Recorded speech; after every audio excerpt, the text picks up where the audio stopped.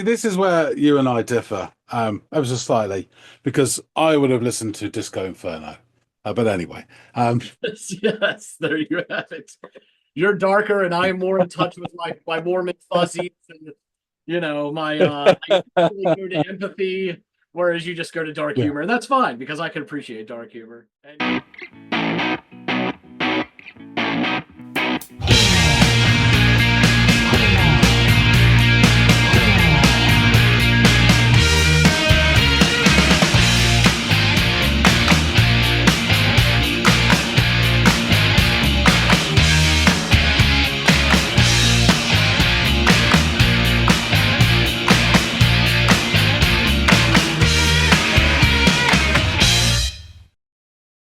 Hey, everybody, and welcome to another episode of the Audiophiles. My name's John, his name is Andy.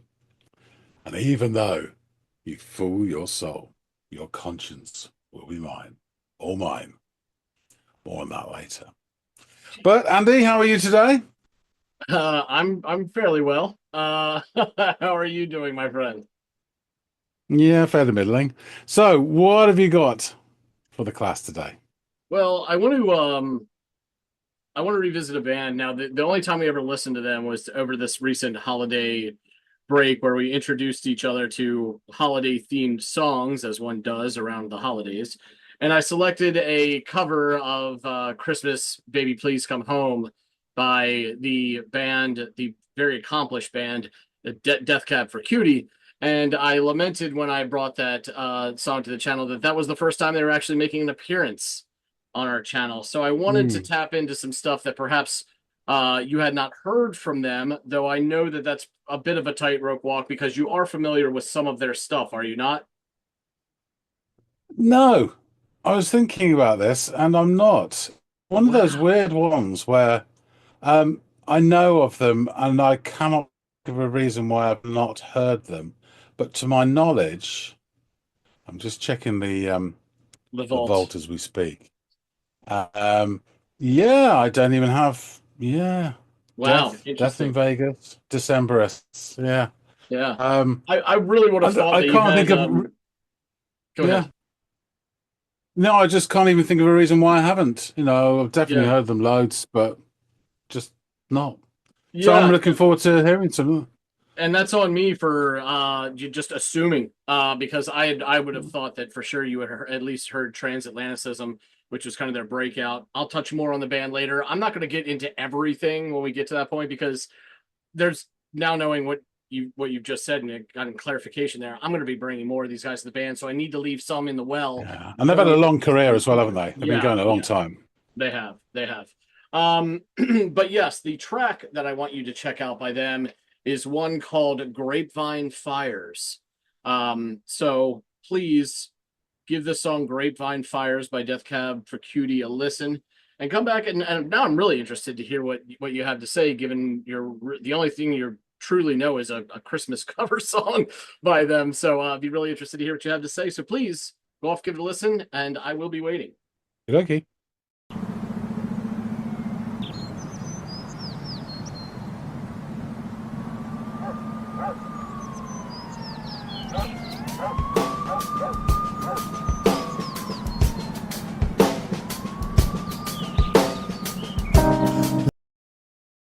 Oh, it's about to start. Just to say, lovely sort of soundscape, bird song, dog barking, siren. That's quite funny.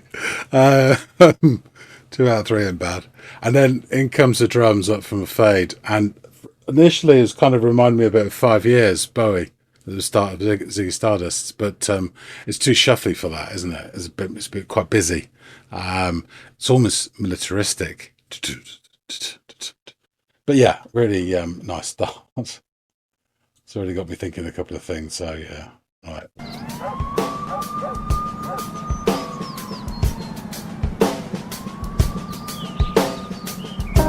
When the wind picked up, the fire spread, and the grapevine seemed left for dead. And the northern sky Title. looked like the end of days, the end of days. The wake-up call to a rented room like an alarm of impending doom, to warn us it's only a matter of time before we all burn.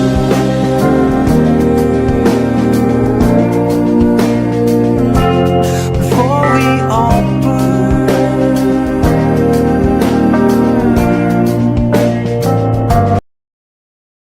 burn. Sorry, just writing it down.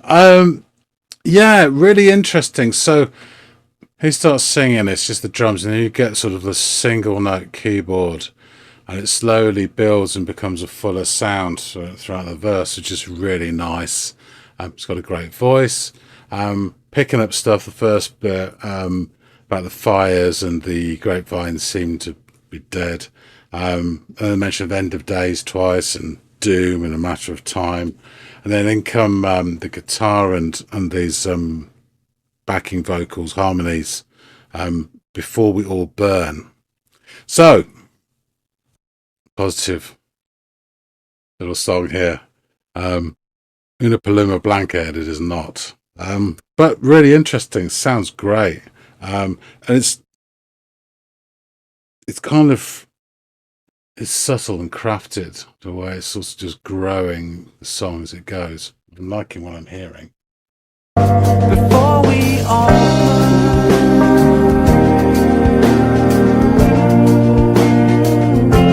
Before we all burn.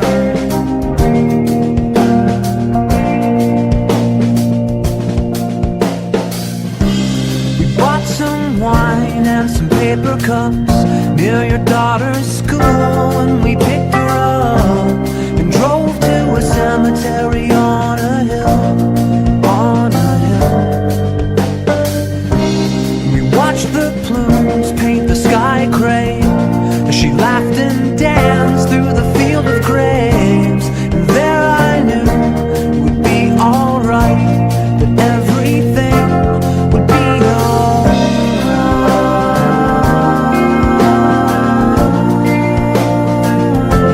Would be alright.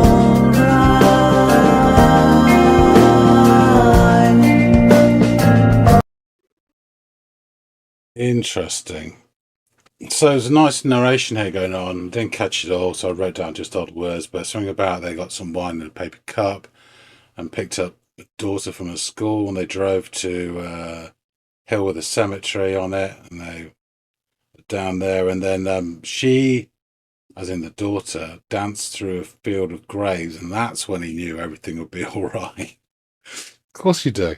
But I like the way they say all right, and they're almost like they're exhaling out. It's kind of like letting go. Yeah, really nice. I do like the imagery. It's very simple, but it really puts you there on top of Salisbury Hill or whatever. Yeah, good stuff. Be alright.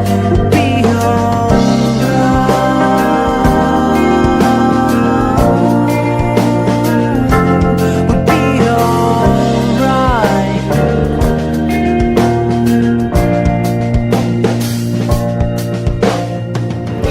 And the news reports on the radio said it was getting worse as the ocean air fanned the flames.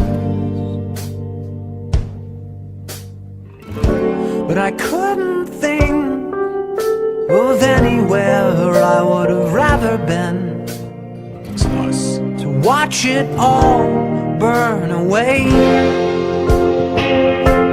To burn away.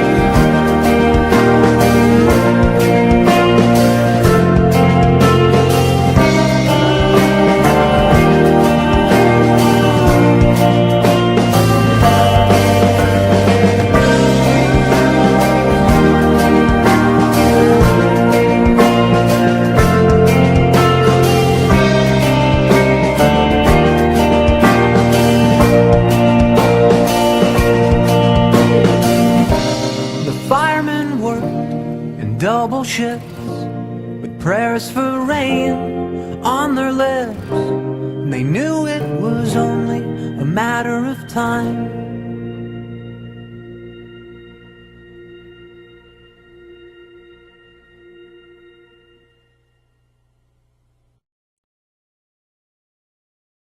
Leave us dangling there. Yeah, that was a great first listen. I'm not picking up most of the lyrics or the subtleties here and the message. Um, I actually found this quite uplifting, actually, but I've got a sense it's relating to end of days, etc. So I don't know if that end of days is literal or if it means it's a metaphor for his part of his life, relationship, whatever. Um, but yeah, there's the bit when it's sort of jammed out after that sort of slightly bridgy bit, where the sort of just the harmonies are just taking you off. And I'm realizing I'm sort of nodding along to something, and I realize it's the guitar, and it sounded lovely, but it wasn't flashy. It was just picking these notes and going through this melody, really just all fitted in like a dovetail joint. It was perfect. I didn't even think here comes a guitar, and that's a mark of how good it was. Um, yeah, almost trance-like. It was lovely. So yeah, I really, really enjoyed this. It's weird because Death Cab for Cutie is like one of these bands I've heard of so much, but for some reason, and there's not even a reason why, because I've never listened to them. So now I have, and I'm all the better for it. Really enjoyed this. Let's go back and chop this up with Andy. All right, welcome back. So, what did you make of this track of Grapevine Fires, John? Yeah, interesting. It opens with kind of urban soundscape. And the other thing, paint a picture with a bird song, dog barking, and some sort of emergency service siren, Oh, lovely. Um, and then in comes this sort of brisk stroll of a marching snare drum. And for a couple of seconds, the way it came in, it kind of reminded me of the beginning of 5 Years, which is the opening track on Ziggy Stardust. But it's actually the beat's just a little bit too busy. Yeah. But the way it kind of saunters in is the same, actually. And considering what I know now about the rest of this song, it would have been an excellent reference point, because they're both kind of cover same thing ish. But anyway, um, and then they've got these sort of vocals and a gentle sort of it begins kind of one finger at a time keyboard accompanying them. It opens up the wind. I think I'm not so confident now. I just like scurried down the words. Something about the wind picked up, the fire spread, and the grapevine scene left for dead. That's what I got. And he also mentioned the end of days a couple of times. So I'm guessing this isn't Una Paloma Blanca. Certainly a bit sort of darker than that. The keyboard part grows as the verse progresses. And then finally get to a point where we get these backing vocals joining in, harmonizing on Before We All Burn. So yeah, some real dark stuff, and if you have been affected by any of the issues in this episode, there is a helpline you can call. Um, Actually, even though some of these lyrics sound quite dark, the sound of this overall isn't very down at all. Um, I mean, in comes the guitar as he's singing, and it would all be really quite smooth and lovely. The only thing is this sort of ever twitching drumming that sort of is like, keeping you on, not on edge, but, almost keeping you at a lookout. Um, so I'm kind of paraphrasing the next part because it was quite rapid. I was just writing down words at a time, single words at a time. But so they get wine, and I think he said paper cup, and they collect a daughter from a school, and then they drive to a hill which has got a cemetery on top, and they sit down, and she starts dancing through a field of graves, which is a lovely image, and that's when they decide that that's a sign that everything will be all right. Um, as he sings the singing of all right, the way it extends, it's almost like a curve. And it sounds like an exhalation, like a letting go of stuff as well. It's really nicely done. Um, I really like the repetition actually of Would Be All Right with the backing vocals combined with the keyboard action and the notes of the guitar. The whole thing together fitted really, really well. Um, we get into the next bit, and naturally, news reports say it's going to be worse. When do they ever say it's going to be better? Um, and he sings "Watch It All Burn Away." Um, we get another sort of musical interlude with lovely harmonies as well. That at the time we didn't realize, but it takes us all the way through to the end. Um, and I'm noticing about halfway through this that I'm sort of nodding my head to something, and I didn't even realize, and it was this lovely guitar. I sort of crept in without any fanfare, and it was just like playing this beautiful melody and getting on with its job. Really, really good stuff, and it all just again fitted together wonderfully well. And then we get this kind of little sort of action at the end of this final verse of firefighters are whack, and then this ending sort of dangling in the wind as it's cut off. So yeah, I thought this is really interesting. It's quite a simple song, really, but very beautiful, I thought. On first listen, without really picking up on much and the nuances or whatever, I found it to be really uplifting and thoughtful. I don't know if he's talking about literally end of days or if this is a metaphor for relationships or some part of his life that's ending, and it's a microcosm of the end of everything, as it were, or perhaps he just sees it as that because it's so important to him, whatever it is. But either way, it will work on whatever level it is that he's talking about. I thought this was really accomplished, and I was really looking forward to listening to some more non-holiday stuff from Death Cab. And yeah, it didn't disappoint. I was really impressed. Awesome. I'm really glad you like this one. And as we suggested earlier, there's a large well to draw from, which I will do judiciously and periodically in the future. But I'm really, really glad that you found in this song the same level of beauty, and sort of this towing the line between solemnity and hope that they kind of do with this song, because there are parts of it that are really solemn, but then there are parts and little bits that give you hope.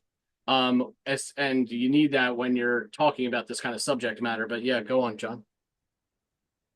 Yeah, I forgot to say actually, because before I didn't really take much notes. I had to like quickly write it all down after. Um, the verse where he's going on about getting the wine and the cups and the daughter from the school and going to hell and all that. That was probably my favorite part of it in terms of lyrics because in terms of narration, it's really good because it's very clear. The images in your head are there with the minimal amount of words, which I think is always a great sign. So it's not over flowery or anything. It just gets the job done. It's really that again was a really impressive piece. And then the sort of instrumental that almost to the end with the guitars is musically my favorite bit. So yeah, those bits I just wanted to highlight.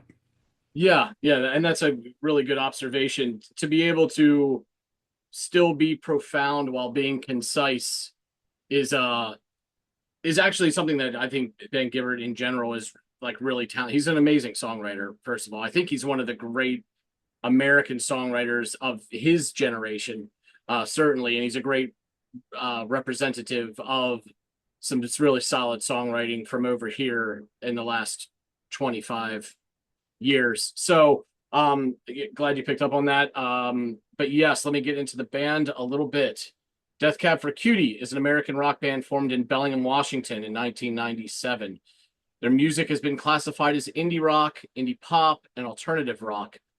The band is currently composed of Ben Gibbard on vocals, piano, and guitar, Nick Harmer on bass, Dave Depper on guitar, keyboards, and backing vocals, Zach Ray on keyboards and guitar, and Jason McGurr on drums. Founding member Chris Walla, who was wildly important to the band for many years, left in 2014 after 17 years with the group. The band's name derives from the Vivian Stanshall and Neil Inez song Death Cab for Cutie. The band was originally a solo project of Gibbard, who expanded the project to a complete group upon getting a record deal. And they released their debut album, Something About Airplanes, in 1998. The band's fourth album, 2003's Transatlanticism, broke the mainstream both critically and commercially. Its songs were featured in various TV series and films. And the band's major label debut for Atlantic Records, 2005's Plans, went platinum. The band's 10th and latest studio album, Asphalt Meadows, was released on September 16th of 2022.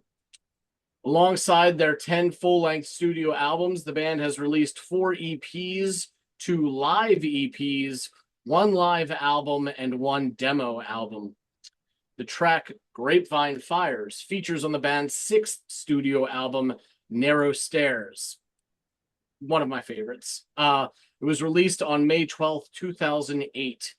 In a Billboard piece in January of 2008, the band promised the album to be a curveball and said that although it would have slower songs, there would be some surprises. Walla, the now departed guitarist, said, "I'm really excited about it. It's really got some teeth.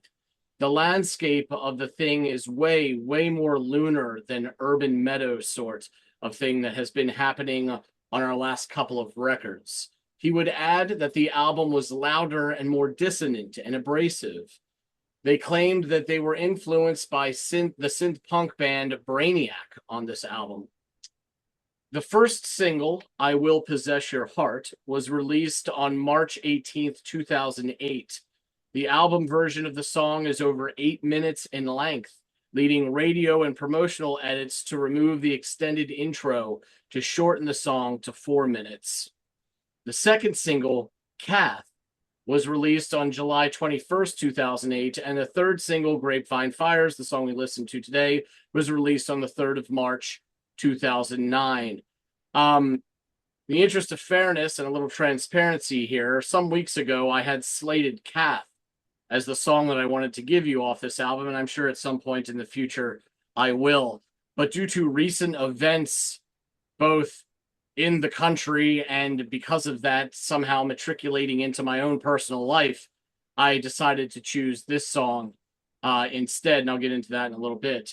The 2 singles, I Will Possess Your Heart and the aforementioned Kath, both reached the top 10 of the alternative songs chart, while Grapevine Fires reached number 21.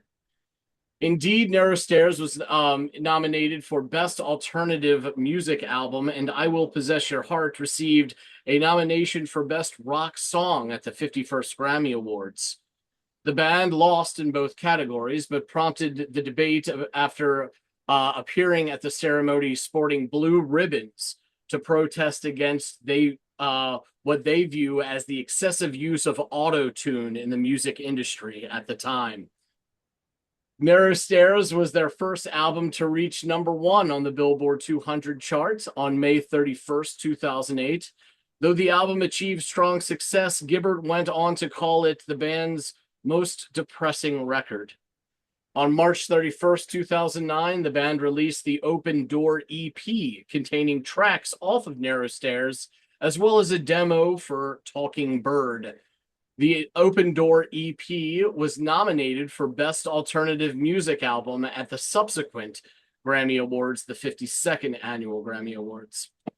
The Narrow Stairs has been highly rated by critics and fans alike, having been awarded 4 stars out of 5 by publications such as Rolling Stone, Blender, Kerrang, Uncut, Alternative Press, The Times, The Observer, The Independent, and The Guardian, as well as by websites AllMusic, Consequence of Sound, and Tiny Mixtapes. Time magazine awarded the album a B+ rating, with the AV Club giving it an A rating. Boston radio station WERS ranked Narrow Stairs as the number 8 album of 2008 based on a listener poll.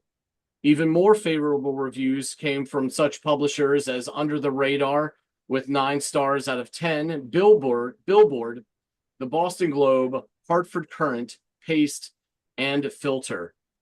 Rolling Stone called the album a dark, strangely compelling record that trades the group's bright melancholy for something nearer to despair. In his consumer guide, Robert Christgau wrote that the album has unfailingly melodic and is surprisingly dynamic. And in an album review, MTV writer James Montgomery said, "Narrow Stairs is a great album, one that could make them very famous, but could very well also kill their careers. And although Death Cab for Cutie has gone insane, he believed the LP could be an early contender for the best album of 2008. He would go on to add that the album was unquestionably the best thing Death Cab has ever done." So let me get into these interesting lyrics. "When the wind picked up, the fire spread, and the grapevine seemed left for dead, and the northern sky looked like the end of days, the end of days. The wake-up call to a rented room sounded like an alarm of impending doom, to warn us it's only a matter of time before we all burn, before we all burn, before we all burn, before we all burn. We bought some wine and some paper cups near your daughter's school when we picked her up, and drove to a cemetery on a hill, on a hill. And we watched the plumes paint the sky gray as she laughed and danced through those field of graves. There, I knew it would be all right, that everything would be all right, would be all right, would be all right, would be all right. And the news report on the radio said it was getting worse as the ocean air fanned the flames. But I couldn't think of anywhere I would rather be to watch it all burn away, to burn away, burn, burn, burn. The firemen worked in double shifts with prayers for rain on their lips, and they knew it was only a matter of time." So yeah, several of the songs on the album have literary or cultural themes. For example, this song, Grapevine Fires, is centered around the wildfires that raged in California during the summer and fall of 2007. Pin in that. The drum beat of the song is modeled after the Purdy Shuffle, a signature beat created by Bernard Lee Pretty Shuffle, or pardon me, Pretty Purdy, an influential American R&B, soul, and funk musician who is known for his precise timekeeping and his signature use of triplets against a halftime backbeat. Drummer Jason McGurr says it's more of an emulation as opposed to a replication of the famous drum pattern. And it's interesting because it sounded like the drum pattern was kind of something that stood out to you in its slight oddity in how it moved in the song, especially compared to the music sort of painted against it. Go ahead. Yeah, John. would you because you said now about triplets, I think that was the thing. Because if it was just double, as it were, then that would have been the opening to 5 Years. Definitely is doom, doom, doom, doom, Okay. the way it comes through. But this was like triple, so that gave it that sort of busy, almost marching quality to it. That extra, Yeah. Or beat the within it. slightest bit of urgency to the beat. Yeah, And there is a bit of urgency to the nature of the song and how you acclimate and deal with that. My fiance is from Los Angeles. She moved out here over a year ago. I referenced her a few times on the channel. John, you're well aware of this. We got engaged over Christmas in LA. We went out to LA and spent the time out there. I proposed. She said yes. I'm a lucky guy. We get back, not even 10 days back here in Baltimore, and all the news is coming out about yet another one of these fucking, it seems, annual wildfires that had taken over Los Angeles. And it was getting to the point where, like, a lot early on, it was like all this talk about how it was affecting the wealthy people and the well-to-do people and the multi-home owners, and there was sort of this weird dehumanization of the tragedy that was happening. And I understand the want to try to compare your own situation to those of celebrities and the others and those on the hills. But the bottom line is fire doesn't give a fuck, and neither does wind. So inevitably, these fires moved from affecting the affluent to then moving down and starting to swarm into Hollywood proper. And my future mother-in-law lives in a rent-controlled apartment in East Hollywood. It's not where the affluent live. These are people, and some of the people that own homes in that area, just because they own homes in LA, this is something that's passed down 3 generations. It's all they have as far as a retirement fund goes. It's all they have. And in worst case scenario, they're living in rent controlled apartments like my future mother-in-law. So it affected a lot more people than what you saw being reacted to, which became really toxic and gross. And so when this was happening, I'm watching, my fiance kind of like going through the motions, crying, frantic, concerned about the mile radius that the fire had come close to her old apartment in her mom's place. And so it just affected me a lot and made me go, yeah, I can't give John Kath, because all I did when I wasn't around my fiance at the time, because I couldn't listen to the song in front of her. I'm one of those people that if something's happening in your life and a song like connects to that, I go listen to it. I throw myself into it. So I was listening to this song for a few days there over and over again, and just thinking about what was going on over there. And so I knew then, like, oh, shit, I got to take out Kath and get Grapevine Fires, because this is, it touches on something that's happening. It even touches on a larger issue, which is just global warming and, the climate change in general and the crisis there and how we deal with that. And I think this song is beautiful and written beautifully to just a snapshot of a day in the life of the people affected by this and how they ingest it and deal with it. And I, though not as directly as my future mother-in-law and my fiance, was still sort of affected by it as well. And it kind of struck me and I instantly gravitated to the song and I wanted to bring it to the channel. So I know that was incredibly self-indulgent, but that's why I led to this song. And so forgive me, please give me a hall pass out there, viewers. But yeah, go on, Joe. See, this is where you and I differ, ever so slightly, because I would have listened to Disco Inferno. But anyway, Yes, there you have it. You're darker and I'm more in touch with my Mormon fuzzies and my I really go to empathy, whereas you just go to dark yeah. humor. And that's fine, because I can appreciate dark humor. And yeah, that's funny and morbid. But yeah. Thanks for giving this a listen. Thanks for appreciating just the beauty of the song in general, John. Yeah, it's great track. Great track. Awesome. Well, I was really, really super pleased actually that because I thought, oh, really interesting to hear them, and I was more than delighted with what I heard. So I'm really looking forward to hearing more. Great. Awesome. That went about as well as I could have imagined. So I'm just gonna end this before it derails and gets any worse. Leave on a high note, as they say. So thanks again, John. Guys out there in the listening audience, please let us know what you thought of this track and this band, Grapevine Fires by Death Cab for Cutie. If there's other stuff that you would like John to listen to by them, please feel free to suggest it down in the comments field below. And if it's not already on my list, we will add it to the viewer requests sheet for a future listen on a Friday episode. And also, please like, share, and subscribe if you'd be so inclined. We really, really do appreciate it. Thank you so much. And hopefully John and I will catch all y'all in growing numbers on the next episode of the Audiophiles. We'll see you later, guys.